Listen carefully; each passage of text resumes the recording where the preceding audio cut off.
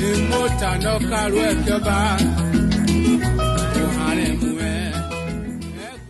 name is Idah War, the founder and the coordinator general of the Association of Great Benin Descendants. I'm also an historian. We've had situations of a lot of calls that has been made, a lot of social media rantings from some persons who should have known better. And as a patriotic Benin citizen, I wish to address some of these issues that are rearing their head in a very wrong manner.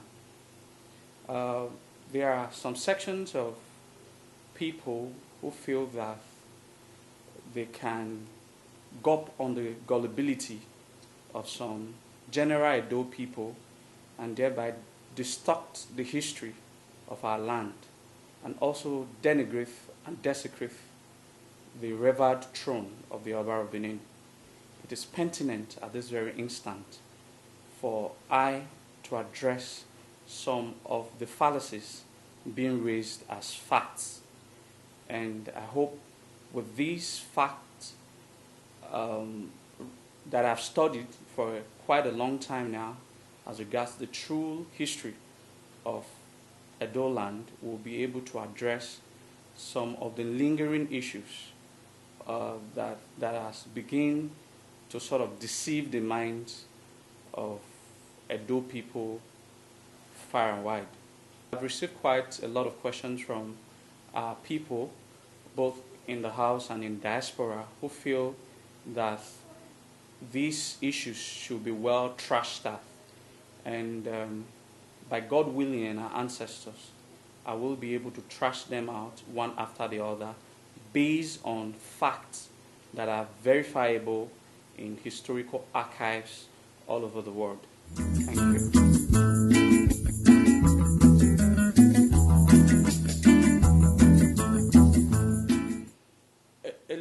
A lot of unnecessary eyebrows have been raised as regards whether Idah War II of Givigan actually got married to two sisters or not.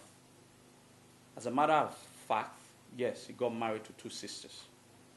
And I would like to ask, what customs of the Edo people that clarifies or that sanctions the practice of marrying two sisters as abomination? I've read through all the archives, the customs and tradition of the Edo people. There is no part of the Edo tradition and custom that certifies that the act of marrying two sisters, it's incest or it's an abominable act. There are no such laws in Edo land. Raising unnecessary eyebrow doesn't create such law. And again, Oba of Benin is the law himself. He creates and makes the law. However, we understand there are checks and balances as to the power of the Oba of Benin, as the rulership of the Oba of Benin is not autocratic. Hence, he has classes of Ehaime, chiefs, that help him in shaping the affairs of his kingdom. So the power of the Oba of Benin is not autocratic. It has checks and balances in creation of offices that ensures that the kingdom is run smoothly. However, the Oba is the law. There is no such laws that I have also read in African soil that discredit the marriage of two sisters. I will buttress. We have had situations whereby two identical twins, girls, because of the inseparable bond amongst them, were willing to marry, to have one husband. And it has happened several times, both in Nigerian soil and in African soil. These issues are all over in the news. There have never been any time it raised an eyebrow. I have also recorded it has happened in Edo land, at Uhunde, how a man married two sisters as well. So if, according to the Benin cosmology of reincarnation, and we strongly believe that Idah War II is the reincarnation of Idah War I, we understand that Idah War, the first that reigned in the 15th century, married 3 sisters. And moreover, I am very much informed and aware that the 2 sisters in question, our queen, the Oloi, the Iloi rather, they are happily married to the Oba of Benin, and there is no disharmony, and it was not a forced marriage. So how come some of these people begins to raise petty questions that does not have any historical background or any historical support, no historical support as to whether it is against the laws and customs of our land, because I have already established that Oba himself is a law.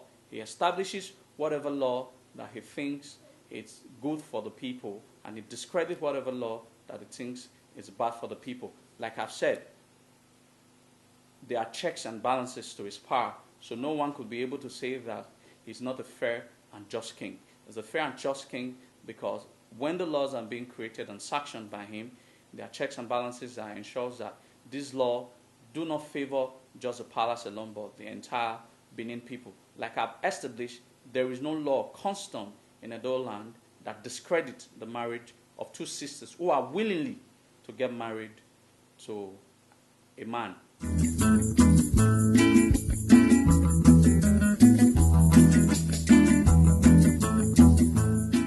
Let us get this very clear. Who are the Aborigines? In the first question that was raised, I tried to attempt it, but right now I want to make it very explicit. I've established first, before now, that the people you call Idu people, the people you call Igodomigodo people, the people you now call Ubini, that was mistranslated as Benin by the Portuguese, the people you now call Edo, are the same people. There are situations where countries changes name by the amount of civilization that comes forth. For example, few years ago, my name was Marvis. That was the name my parents gave to me. And I realized that it no longer suits my consciousness of my being a Benin patriot. So I decided to say from henceforth, I no longer should be addressed as Marvis. I'm not being addressed as a Zodowa. Does that mean that because I've changed my name from Marvis to Zodowa, I'm no longer the same person? So Idu, Igodomigodo, Edo, or Benin are the same people that the name changed from one era of a particular Ogiso to another era of a particular Oba. So when you talk about the dynamism of culture, one of the essential of the dynamism of culture is change. And change, it's what has bridled the change of names from one reign of a divinity, like the Paidu that we credit to be the progenitor of Aries. The land at one point in time was named after him. There was even a time that the name was even called Akaland, one of the sons of Paidu. And there was a time it was now called Igodomigodo, named after the first Ogiso, Igodo. Then along the line, the name became Ubini, a place of heavenly pageantry. And of course, at one point in time, Idah War the first came and said that because of the sacrifices that one young man did for him, he therefore named this land Edo. So who knows, in the next 50 years, an Oba can come, or 100 years or 200 years, and says that I no longer want my kingdom to be called Edo. This is the name I wish the kingdom to be called. Whether you agree with it or not, it becomes the name. Some people still want to bring the ancientness of the kingdom by calling it Igodomigodo. It's allowed. Whether you are an Igodomigodo son or daughter, we are an Edo son or daughter, you are a Benin son or daughter, we are all Aborigines. I do accept at one point in time, because the kingdom was furtherly stretched to become an empire. An empire, it's a situation where, it's a phenomenon where there is a structured monarchical and governmental power that oversees more than a kingdom. So if there were more than one kingdom in the old Benin Empire, so that means there were also people that were not necessarily Benin, whether they might not have been conquered, they might have submitted willingly so that to get the protection of the Benin people. So there were influx of other ethnic groups into the capital of the then old Benin Empire. There were acculturation, some of the people who were not necessarily Benins. All right?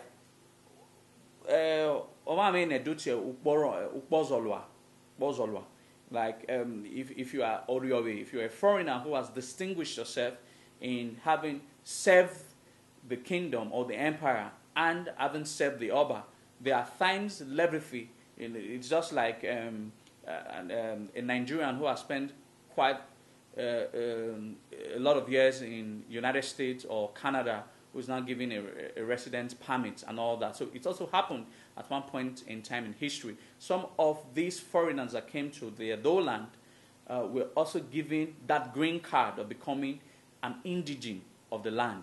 So when you are talking about the aborigine of the Edo people, you're talking about the people who started these lands, and there are no parameters for which to figure out who are the aborigines and who are not the aborigines. But one thing is certain, we are all Edo people that shares the same kingdom and have one Oba, and it's Oba of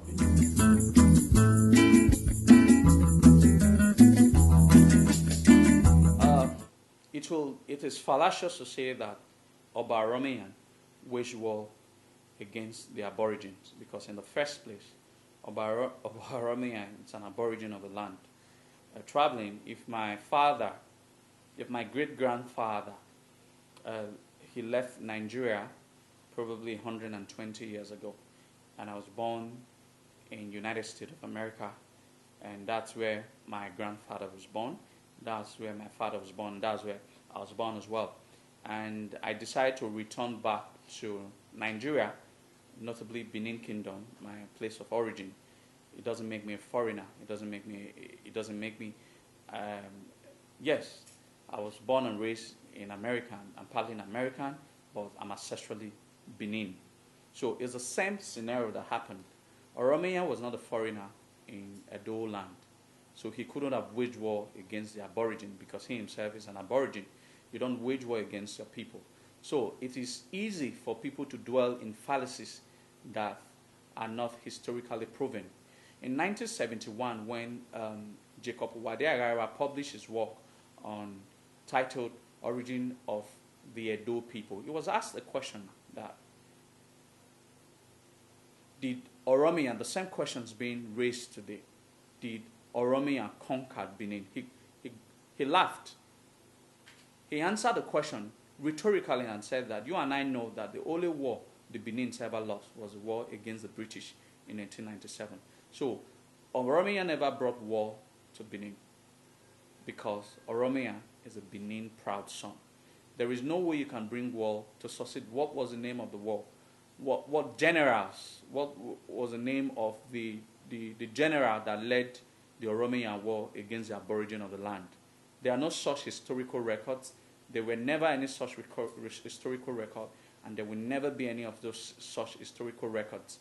Oromian came in, even before Oromian came into Benin, a palace was already built for him by the Ejion. At that time, they were Ejionisen.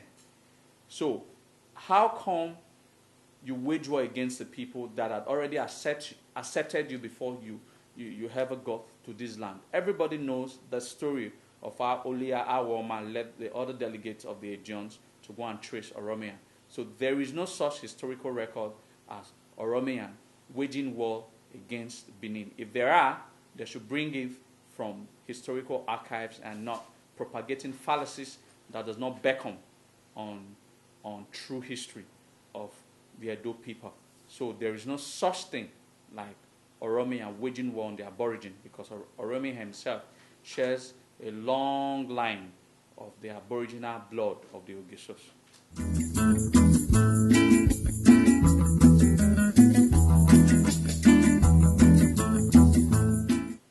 The Idah and Obaeseke's relationship during the Idah and the Benin relationship during Obaeseke's reign It's a relationship of conquest and deception.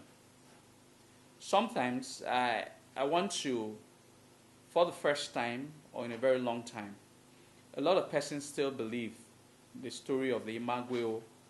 That is what led to the Benin Idah War. From the recent research, well documented, that was not what led to the Benin Idah War. The true story of what led to the Benin Idah War was a Christian Obaisigi trying to force the Christian religion on the Benin people, and the Ijon revolted. And the only way they could make him citizen was to conquer Obaisigi and his army so as to have an absolute control of a kingdom that no longer has a king. So they have heard of a kingdom of Idah who was also a superpower. So they had contacted the Atta of Idah to wage war against the Benin so as to make Benin subservient to the Idah kingdom so as to win. It was a good offer to deny. So the Atta of Idah accepted to wage war against the Benin. The Benin, the Obaisigi was not, he was not the person who instrumented the war.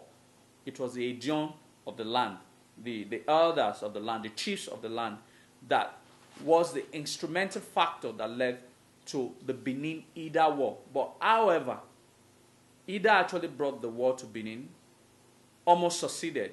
But for the same belief that Obaisigi had, which was the Portuguese army using guns, the Benins were able to repair them off. Now, at that time, Benins were not divided. The part of the Benin that wants to Christianize the empire, and the part of Benin that wants the tradition and the custom of the Edo people to be retained, just like the way it was practiced long before Obaisigi became the Oba of Benin. So it was the division. It is not a division between any aborigine or that the Oba was separated from the people. It was basically on the division of religion that caused the Benin Idah War.